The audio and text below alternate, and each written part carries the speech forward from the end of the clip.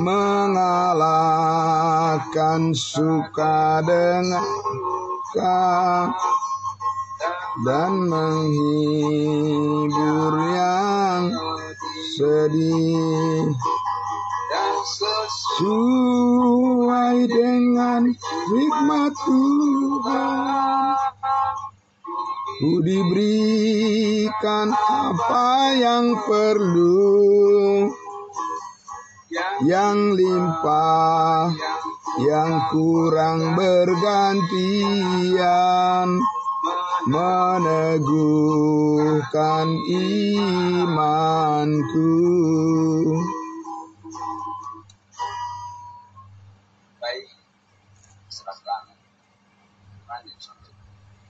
Ya, baik, puji Tuhan. Terima kasih saudara-saudaraku yang kekasih dalam Kristus Yesus. Selamat pagi. Salam buat kita semuanya.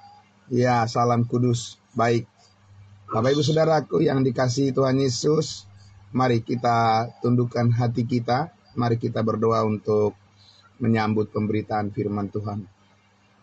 Bapa yang baik, Bapa yang penuh kasih setia, benar ya Tuhan, seperti pujian yang baru saja kami naikkan ya Tuhan, baik yang menyenangkan maupun yang kurang menyenangkan, yang kami alami dalam perjalanan hidup kami ini, semuanya ada maksud dan tujuan Tuhan adalah untuk meneguhkan iman kami. Di pagi hari ini Tuhan, kami sungguh senang dan kami sungguh bahagia duduk bersama dengan semua orang-orang kudus-Mu ya Tuhan, anak-anak Tuhan, orang-orang percaya-Mu ya Tuhan, orang-orang tebusan darah-Mu yang kudus ya Bapa. Kami datang ya Tuhan, kami menundukkan hati kami. Kami benar-benar bersyukur kepada-Mu ya Tuhan atas segala kemurahan Tuhan, keselamatan yang sangat besar yang telah Tuhan anugerahkan bagi kami adalah motivasi yang terbesar bagi kami untuk mengucap syukur senantiasa di dalam segala hal.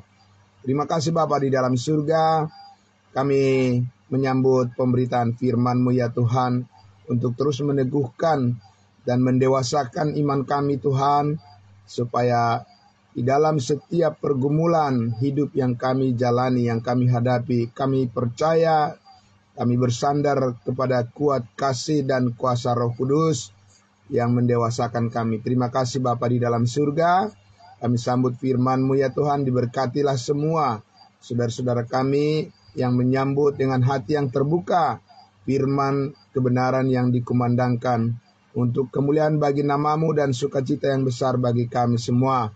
Di dalam nama Tuhan Yesus kami berdoa. Haleluya. Amin. Amin. Puji Tuhan. Baiklah saudara-saudaraku yang dikasihi Tuhan Yesus. Ya, kembali kita ke kitab yang sangat terberkati.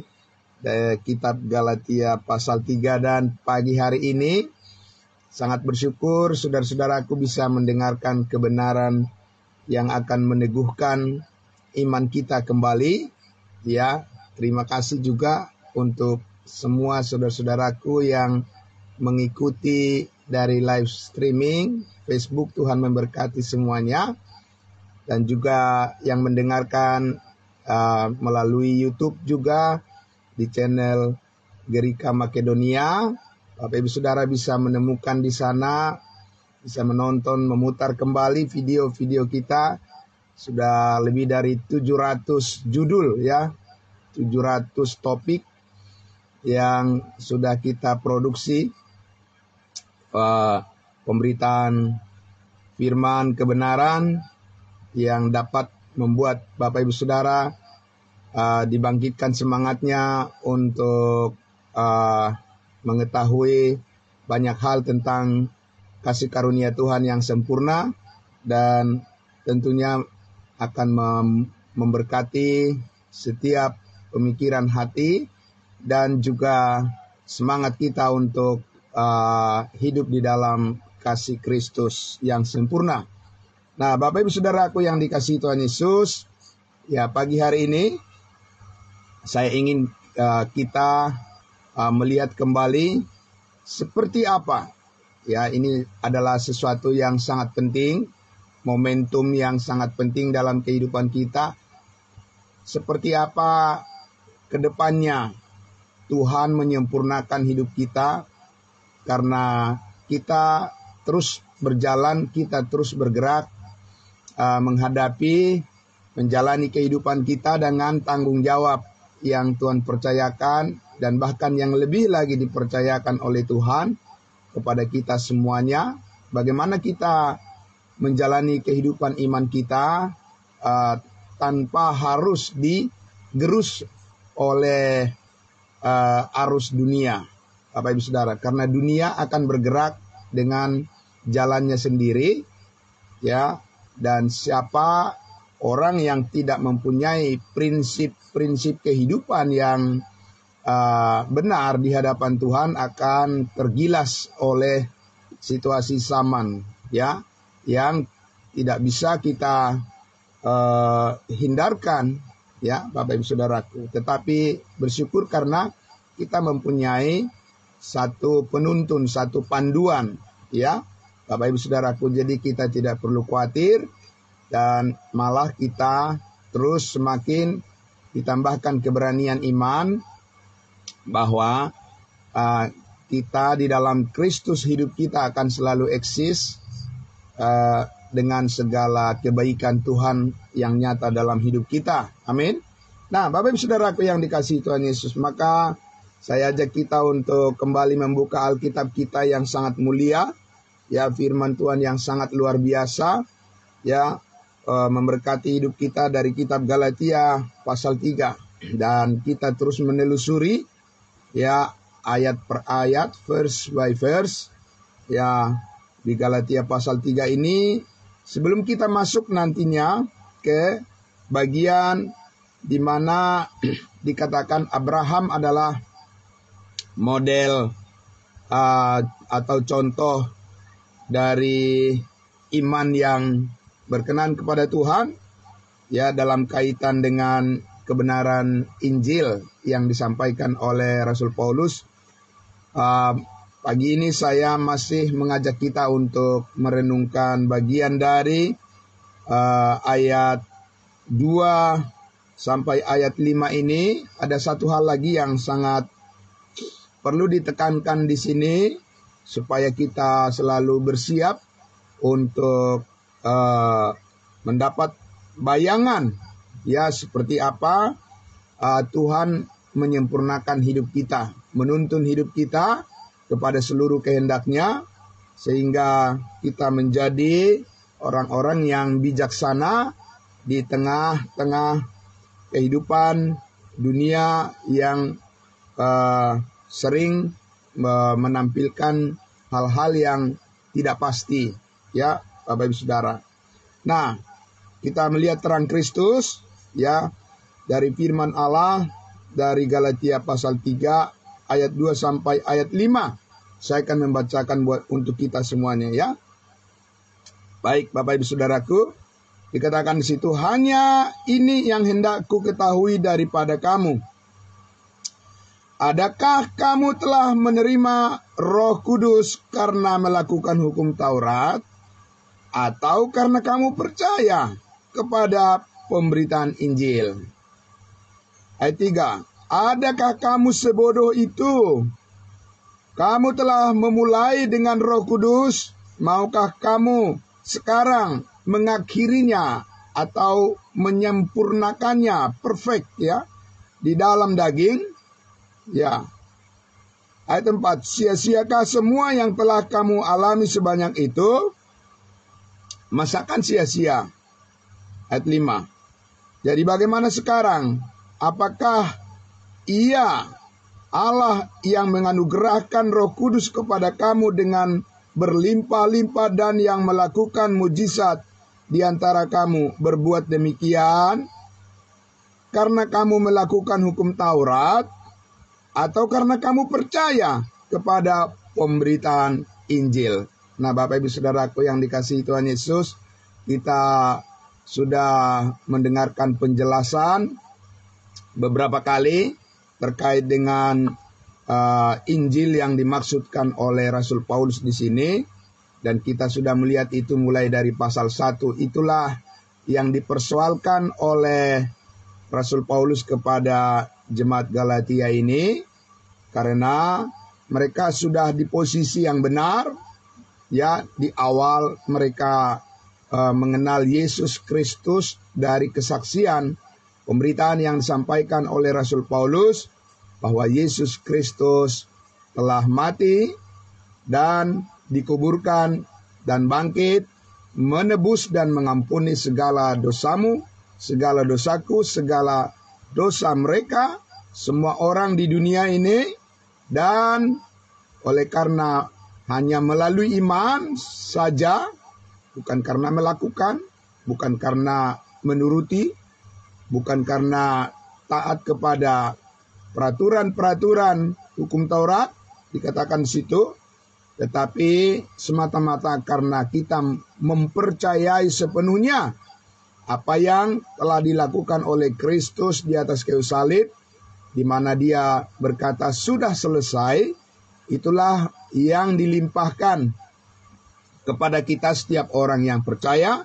Dan juga ketika jemaat Galatia ini mendengarkan berita kabar baik, kabar sukacita itu, demikianlah mereka menjadi percaya dan menerima Roh Kudus. Nah, Bapak Ibu Saudaraku yang dikasihi Tuhan Yesus, tetapi jemaat Galatia ini ingin, ya, mereka ingin menjalani kehidupan mereka sebagai orang Kristen, sebagai pengikut Tuhan Yesus dengan cara mereka sendiri, yaitu mereka ingin kembali kepada cara beragama, ya, dengan cara beragama dari orang Yahudi yang hidup di bawah tuntunan daripada Roh Kudus dengan segala upacara dan ritual mereka, ya.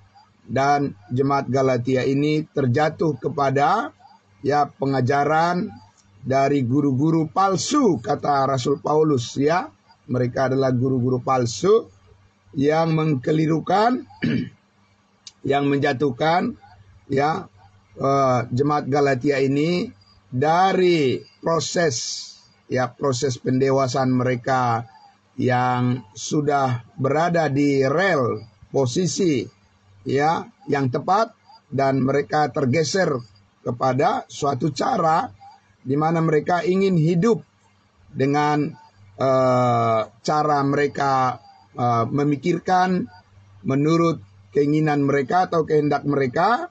Mereka ingin supaya dilihat oleh orang lain menjadi orang-orang yang taat berdasarkan apa yang mereka lakukan sendiri, tetapi bukan bertolak dari pengertian yang benar terhadap firman kebenaran kasih karunia yang disampaikan oleh Rasul Paulus. Jadi, Bapak Ibu Saudaraku, karena itu di sini saya akan mencoba lagi menjelaskan kepada Bapak Ibu Saudara bahwa, ya, ada perbedaan yang sangat jelas, ya, ada perbedaan pemahaman yang sangat jelas antara bagaimana orang-orang Israel sebenarnya menerima Roh Kudus dari Allah, dan bagaimana kita orang-orang bukan Israel saat ini menerima Roh Kudus, dan bagaimana kita selanjutnya dituntun oleh Roh Kudus, dan bagaimana juga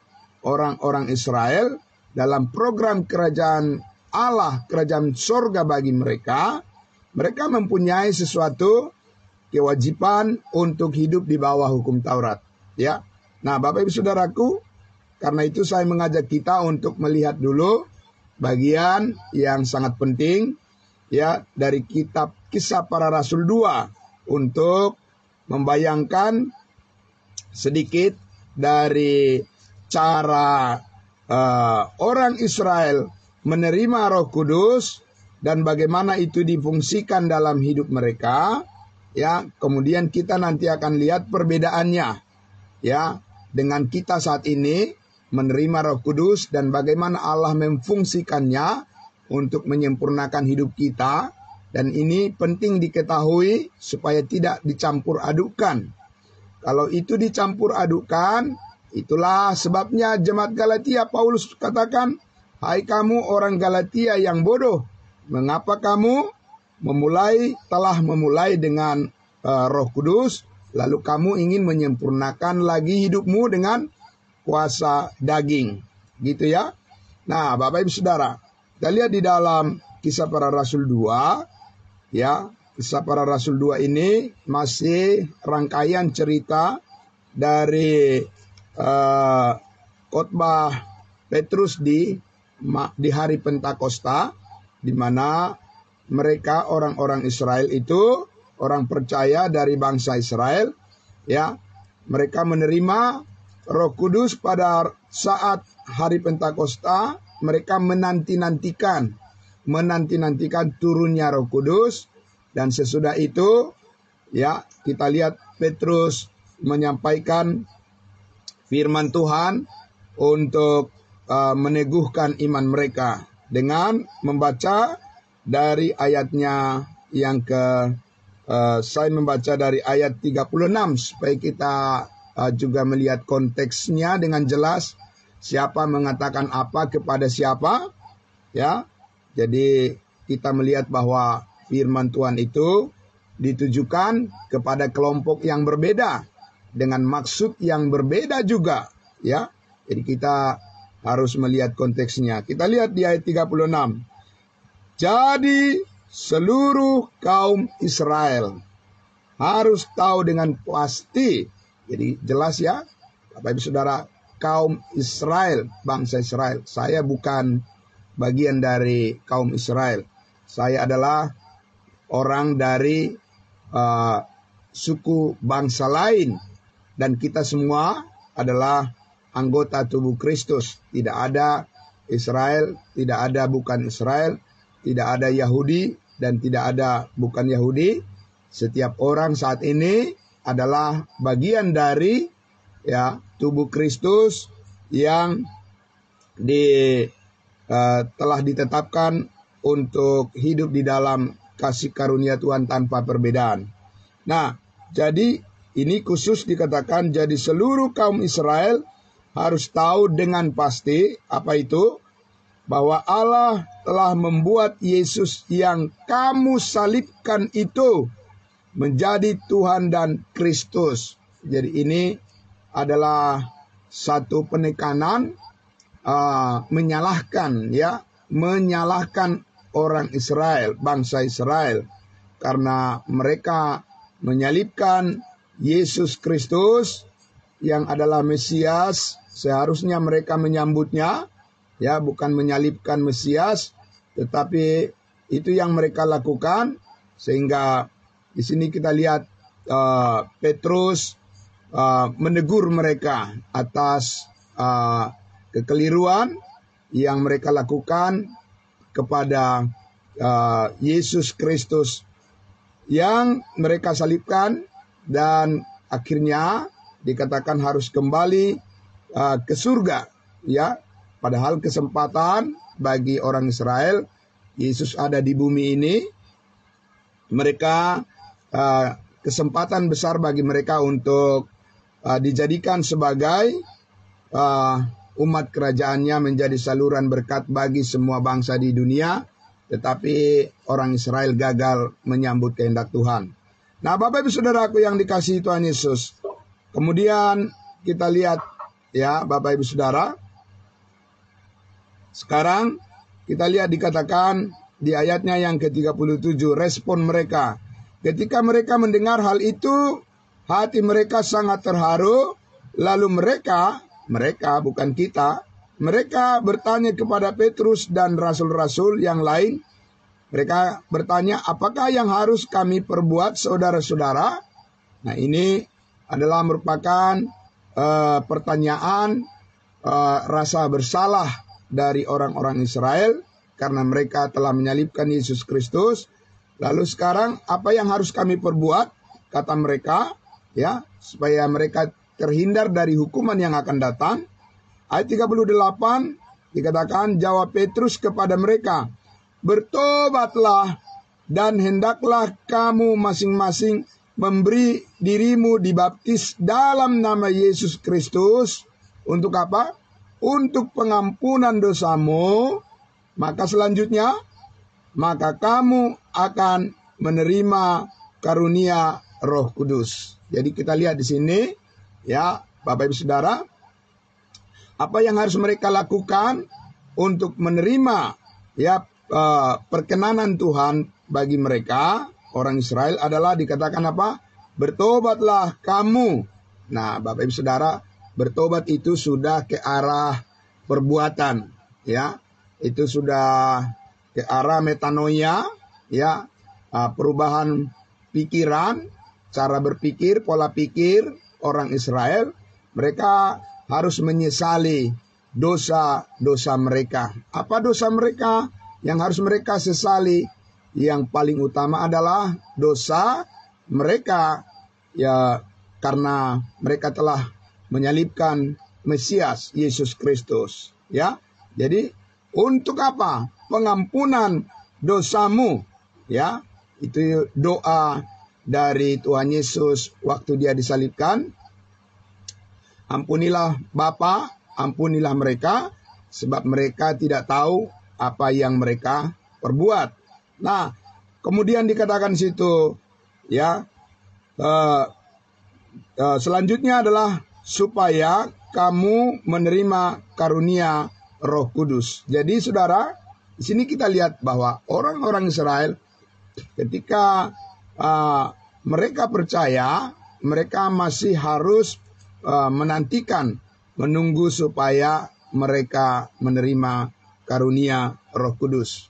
Bapak Ibu Saudara, berbeda dengan kita sekarang ini di dalam masa kasih karunia ini, ketika kita mendengarkan kabar baik, berita kasih karunia yang disampaikan melalui pelayanan Rasul Paulus kepada kita bangsa lain, ya, tadi itu Petrus kepada bangsa Israel. Sekarang kita lihat lagi kepada kita bangsa lain, bagaimana kita menerima Roh Kudus, ya, adalah hal yang sangat berbeda dengan apa yang dilakukan, ya, pelayanan kepada orang-orang Israel.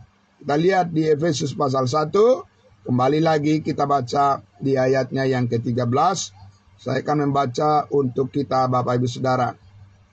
Kita simak dengan baik, ya, bagaimana Rasul Paulus, ya, menyampaikan proses di mana kita menerima Roh Kudus. Dikatakan di ayat 13, di dalam Yesus kamu juga, karena kamu telah mendengar firman kebenaran. Paulus tidak mengatakan bertobatlah, ya, dan berilah dirimu dibaptis. Tidak ada Paulus mengatakan begitu, Bapak Ibu Saudara. Untuk menerima karunia Roh Kudus, dikatakan di dalam Yesus kamu juga, karena kamu telah mendengar firman kebenaran, yaitu Injil keselamatanmu.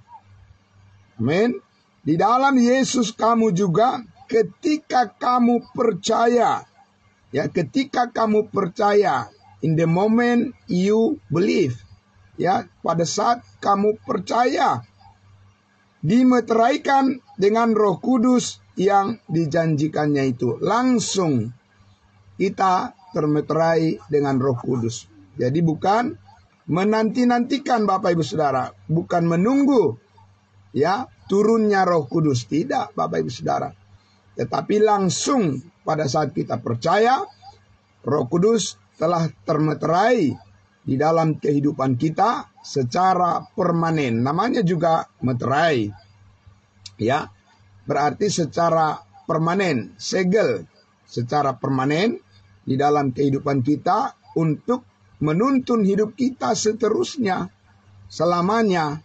Amin. Jadi Bapak Ibu Saudara, kita lihat di situ bahwa, ya, orang-orang Israel ketika mereka percaya, Petrus, Yohanes, Yakobus ketika mereka percaya pada Yesus di awal mereka mengenal Yesus Kristus, ketika mereka meninggalkan, ya, pekerjaan mereka sebagai nelayan, lalu mereka mengikut Yesus Kristus, mereka bukan dimeteraikan dengan Roh Kudus. Karena Yesus mengatakan kepada mereka bahwa mereka harus menanti-nantikan turunnya Roh Kudus. Dan itu yang terjadi pada hari Pentakosta di Kisah Para Rasul 2. Tapi kepada kita sekarang ini, Bapak Ibu Saudara, Tuhan melakukan hal yang jauh lebih baik. Ya, bagi saya itu jauh lebih baik, lebih mulia dan lebih bernilai ya di dalam kehidupan kita ketika kita percaya dikatakan kepada Injil keselamatan. Ketika kita percaya Yesus Kristus yang disalibkan telah menebus dan mengampuni segala dosa kita satu kali untuk selama-lamanya, kita langsung dikaruniai Roh Kudus. Amin. Bapak Ibu Saudara, tidak ada jarak waktu di mana kita harus menanti-nantikan, menyongsong atau mengundang Roh Kudus lagi, tetapi Tuhan mengaruniakan dengan segala kebaikannya Roh Kudus kepada kita pada saat kita percaya kepada Injil kasih karunia. Bapak Ibu Saudaraku yang dikasihi Tuhan Yesus, hal ini juga, kebenaran ini juga yang disampaikan oleh Rasul Paulus kepada jemaat Galatia di awal mereka ya mendengarkan berita kabar baik tentang pengenalan akan Yesus Kristus yang benar ya saat ini kepada bangsa-bangsa lain atau kepada semua orang siapa saja yang percaya tanpa perbedaan. Nah, Bapak Ibu Saudaraku yang dikasihi Tuhan Yesus, jadi meterai Roh Kudus itu adalah jaminan. Di ayat 14 dikatakan ya, masih Efesus 1 ayat 14, dan Roh Kudus itu adalah jaminan, ya, garansi, ya, bagian kita sampai kita memperoleh seluruhnya. Amin. Bapak Ibu Saudara, jadi ada garansi dari Tuhan, bukan garansi dari dunia. Dunia tidak bisa memberikan garansi, ya, jaminan atas sesuatu yang baik dalam hidup kita untuk selama-lamanya secara permanen, tapi hanya Allah yang mengaruniakan jaminan atas pemeliharaan hidup kita, pemeliharaan keselamatan kita yang sempurna untuk selama-lamanya, karena Roh Kudus berkuasa melakukan hal itu dalam kehidupan kita. Amin. Jadi Bapak Ibu Saudara, itu keberuntungan kita, mengapa kita bersyukur kepada Tuhan, mengenal Yesus Kristus, mengenal kebenaran kasih karunia-Nya, adalah satu pengenalan yang sangat istimewa, ya, yang spesial di dalam perjalanan hidup kita selama kita diberikan kesempatan, ya, panjang umur. Selama kita di dunia ini, kita mengerti bahwa dikatakan Roh Kudus adalah jaminan, garansi, jaminan untuk kita memperoleh segala sesuatu yang telah Tuhan janjikan, ya, di dalam hidup kita berdasarkan kebenaran firman-Nya. Maka kita mengenali, kita mengerti bahwa Tuhan berpihak membela hidup kita untuk selama-lamanya.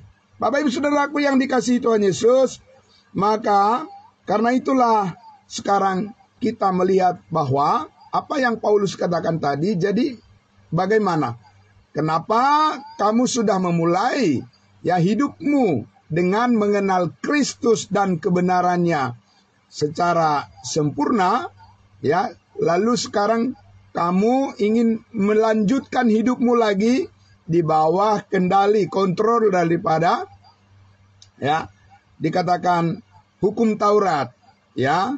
Bapak Ibu Saudaraku, untuk itu saya mengajak kita untuk melihat di dalam Efesus pasal 4, ya, Efesus pasal 4. Disinilah Paulus menyampaikan kepada kita, Bapak Ibu Saudara, bagaimana Roh Kudus menuntun hidup kita selanjutnya, ya, sesudah kita menerima Roh Kudus dan termeterai di hadapan Allah, ya, sebagai milik Allah, milik kepunyaannya untuk selama-lamanya. Seperti apa kita mengenali cara Tuhan memimpin hidup kita, dan itu tentunya sudah jelas Paulus katakan itu bukan berdasarkan imajinasi kita sendiri, itu bukan ya berdasarkan faktor-faktor daripada logika kita sendiri atau pengetahuan yang kita raih dari dunia ini. Tidak bisa, Bapak Ibu Saudara. Ya, kita tidak bisa mengandalkan itu. Ya, orang Israel saja yang mempunyai hukum Taurat yang adalah perintah-perintah Tuhan yang disampaikan langsung kepada mereka melalui Musa, mereka saja tidak bisa mengenali hidup mereka yang benar di hadapan Tuhan berdasarkan hukum Taurat. Paulus sudah berkali-kali, beratus-ratus kali mengatakan itu di dalam tulisan yang disampaikan Rasul Paulus dari Roma sampai Filemon, bahwa kamu tidak bisa sekarang ini mengenali kasih karunia Allah oleh karena hanya mengandalkan ketaatan kamu melakukan perintah-perintah hukum Taurat. Bapak Ibu Saudara, tersembunyi, semuanya tersembunyi. Apa yang diinginkan oleh Allah itu baru terbuka kalau kamu mengerti kasih karunia-Nya. Amin.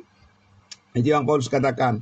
Jadi kita lihat di dalam Efesus pasal 4-nya, Bapak Ibu Saudara, ya kita lihat mulai dari ayatnya yang ke-11. Nah, inilah cara pengenalan yang Tuhan inginkan bagi kita agar kita bisa memahami, mengerti seperti apa Roh Kudus menuntun hidup kita, baik kemarin, hari ini, maupun ke depannya. Ya, di ayatnya yang ke-11 dikatakan, dan Kristuslah yang memberikan, baik rasul-rasul maupun nabi-nabi, baik pemberita-pemberita Injil, maupun gembala-gembala, dan pengajar-pengajar. Untuk apa? Ayat 12 dikatakan, untuk memperlengkapi orang-orang kudus, bukan orang-orang berdosa. Untuk memperlengkapi orang-orang kudus bagi pekerjaan pelayanan, bagi pembangunan tubuh Kristus. Kita adalah tubuh Kristus itu. Jadi Allah ingin membangun tubuh Kristus, yaitu kita. Ya, setiap orang yang percaya ya adalah anggota tubuh Kristus yang sudah dibaptiskan ke dalam tubuh Kristus oleh Roh Kudus yang telah memeteraikan hidup kita selamanya. Tapi kita harus diperlengkapi, Bapak Ibu Saudara. Ya, diperlengkapi untuk apa? Untuk pembangunan tubuh Kristus. Jadi kita mempunyai suatu panggilan tugas untuk melayani. Amin. Ya, Bapak Ibu Saudara. Ya. Dan dikatakan di situ harus diperlengkapi karena kita memang belum lengkap di dalam segala ya pelayanan yang Tuhan percayakan kepada kita. Memang kita di dalam Kristus secara posisional, posisi kita di dalam Kristus kita sudah sempurna.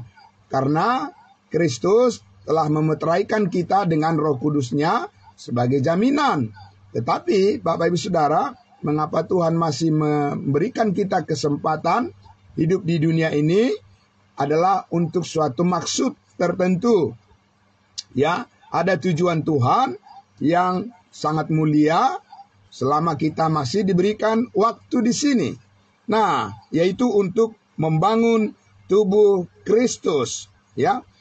Sampai kapan? Ayat 13, sampai kita semua telah mencapai kesatuan iman dan pengetahuan yang benar tentang Anak Allah, Yesus Kristus, kedewasaan penuh, ya, dan tingkat pertumbuhan yang sesuai dengan kepenuhan Kristus. Amin.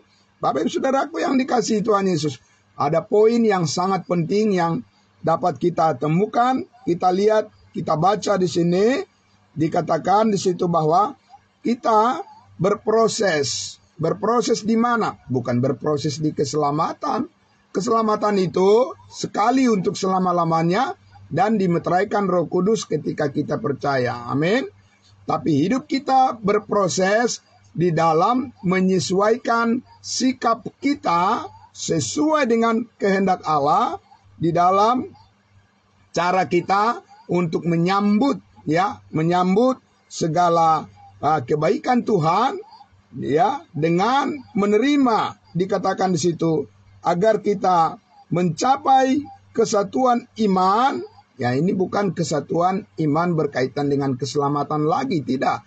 Karena kita sudah satu iman di dalam Kristus dan kita sudah dimeteraikan dengan Roh Kudus. Tetapi kesatuan iman kita di dalam kaitan yaitu pengetahuan yang benar tentang Yesus Kristus yang mendewasakan kita penuh sesuai dengan kepenuhan Kristus. Jadi Bapak Ibu Saudaraku yang dikasihi Tuhan Yesus, tidak bisa tidak, hanya mereka yang punya kerinduan untuk belajar kebenaran firman Tuhan, yang mengetahui persis seperti apa Roh Kudus menuntun hidup kita kepada seluruh kehendaknya. Amin.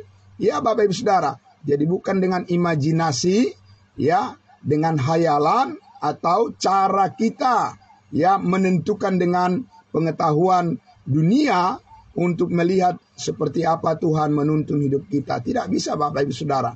Karena dunia tidak mengenal kehendak Allah di dalam Kristus Yesus. Karena itu hanya bisa dicapai melalui iman. Tidak bisa melalui daging Bapak Ibu Saudara. Ya.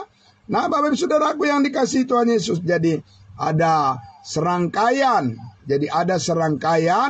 Pengetahuan akan kebenaran, pengenalan akan Kristus Yesus Tuhan kita yang sudah mati, dikuburkan, dan bangkit, naik ke surga. Dan saat ini Allah mengaruniakan satu berkat yang sangat besar, kasih karunia-Nya untuk dapat mengenal Dia dengan benar, yaitu dikatakan, yaitu melalui suatu pengetahuan yang mendewasakan kita di dalam Kristus. Karena hanya orang dewasa yang sanggup untuk melewati segala tantangan dan bisa mengalami kemenangan. Mereka yang mempunyai kekuatan yang dapat diandalkan untuk menghadapi segala tantangan dalam kehidupan. Hanya orang dewasa yang akan benar-benar dapat memilih yang terbaik dan orang dewasa yang bisa bertanggung jawab. Amin. Bapak Ibu Saudaraku yang dikasihi Tuhan Yesus, itu adalah rancangan, itu adalah rencana Tuhan untuk memfungsikan hidup kita. Amin.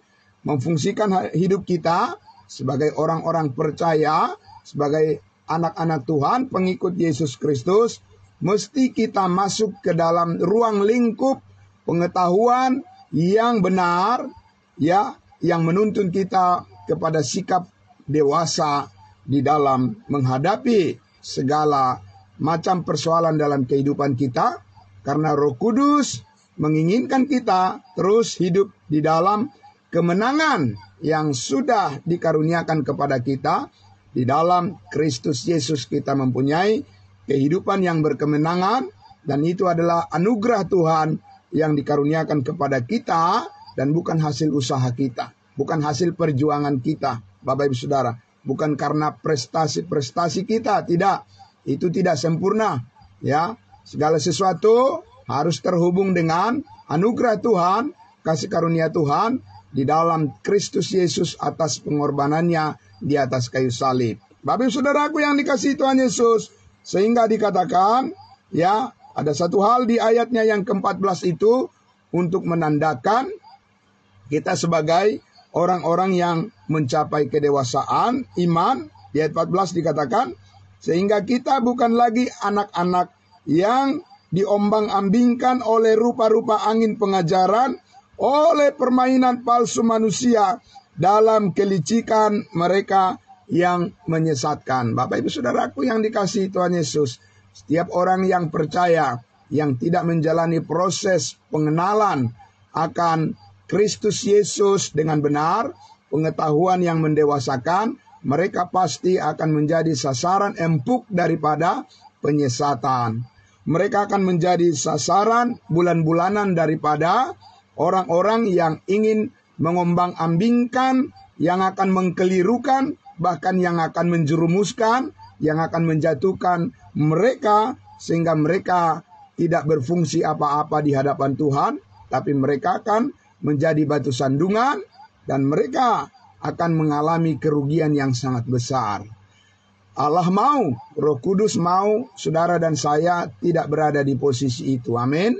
Ya, biarlah orang-orang yang tidak mau taat kepada kebenaran kasih karunia Allah, mereka mengambil jalannya sendiri, tapi kita tetap setia kepada kebenaran. Amin.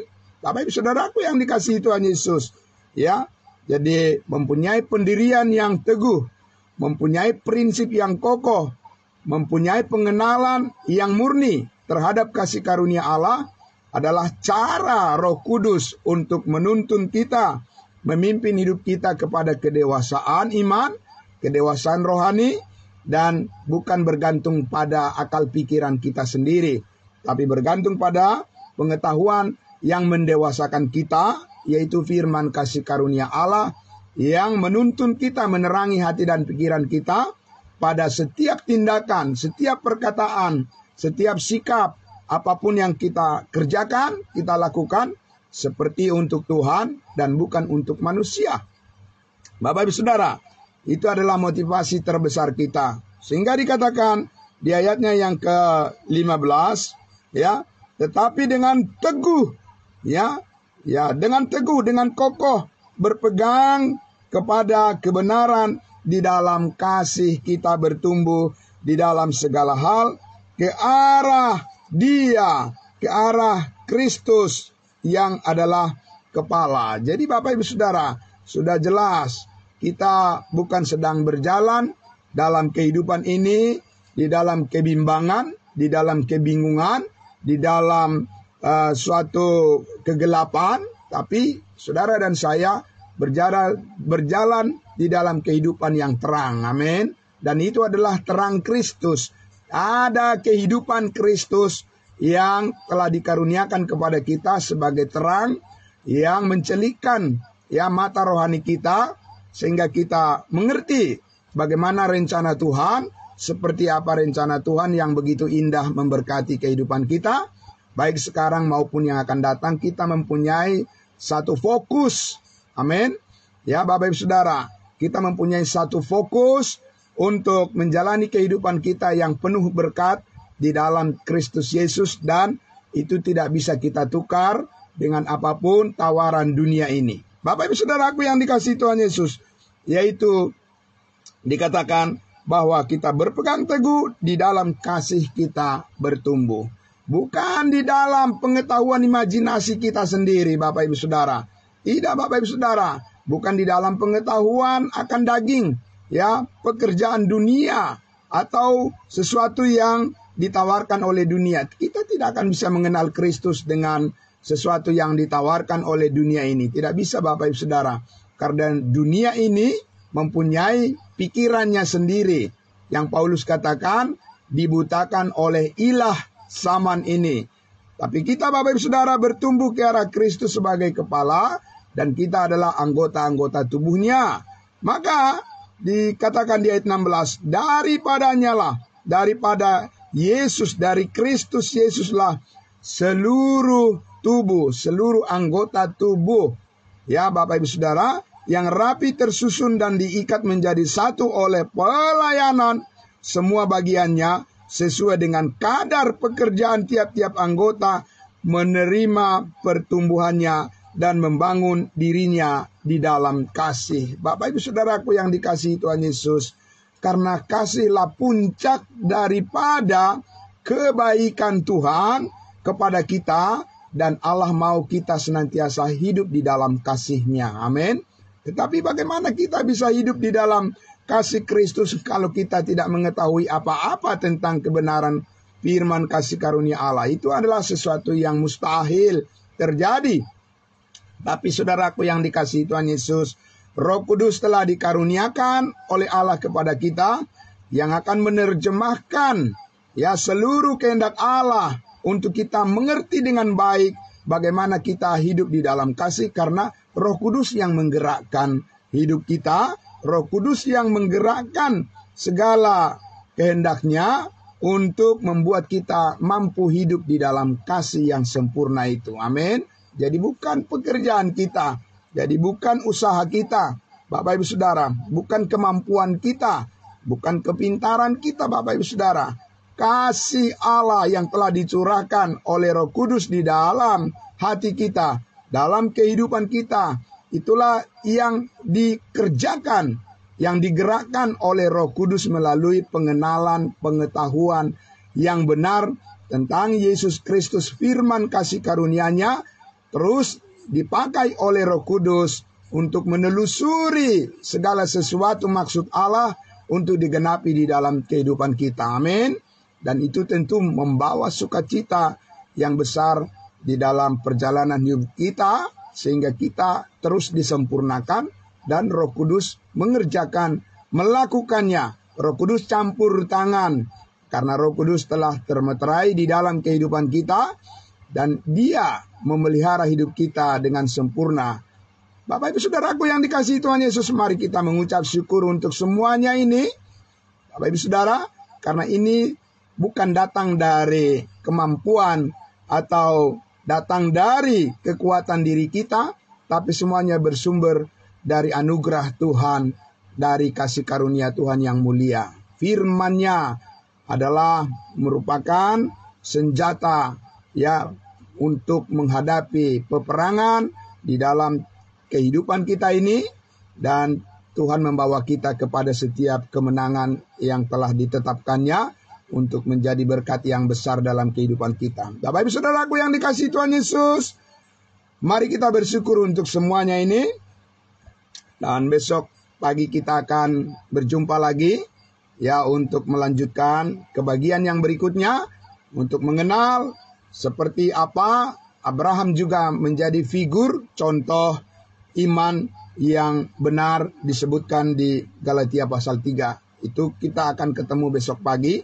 Dan untuk pagi hari ini ya kita cukupkan dulu, dan selamat beraktivitas Bapak Ibu Saudaraku. Tuhan Yesus memberkati. Mari kita berdoa. Bapa di dalam surga, terima kasih. Kami menyerahkan semuanya ke dalam tangan-Mu ya Bapa. Dengan segala kerendahan hati, kami bersyukur, dan bersyukur itulah yang dapat kami lakukan ya Bapa. Itulah yang dapat kami sambut ya Tuhan kami Yesus Kristus. Karena semuanya apa yang kami terima dari Tuhan, keselamatan yang besar yang telah Engkau anugerahkan bagi kami, motivasi yang terbesar bagi kami untuk senantiasa hidup di dalam pimpinan Roh Kudus. Ajar kami untuk terus merendahkan hati kami di hadapan-Mu ya Bapa, supaya kami bisa terus menjadi alat di tangan Tuhan, menjadi terang di tengah-tengah dunia ini untuk menyatakan kasih karunia-Mu yang sempurna. Terima kasih Bapa di dalam surga, terpuji Engkau. Terima kasih Yesus Kristus Tuhan kami. Terima kasih ya Roh Kudus Allah Tritunggal yang selalu memberkati kehidupan kami dulu, sekarang, sampai selama-lamanya. Haleluya. Amin. Terima kasih saudara-saudaraku. Selamat pagi buat kita semuanya. Tuhan memberkati. Selamat beraktivitas. Sampai jumpa besok pagi. Ya, salam. Ya, salam terus buat kita. Amin. Terima kasih. Ya. Bapak Charles.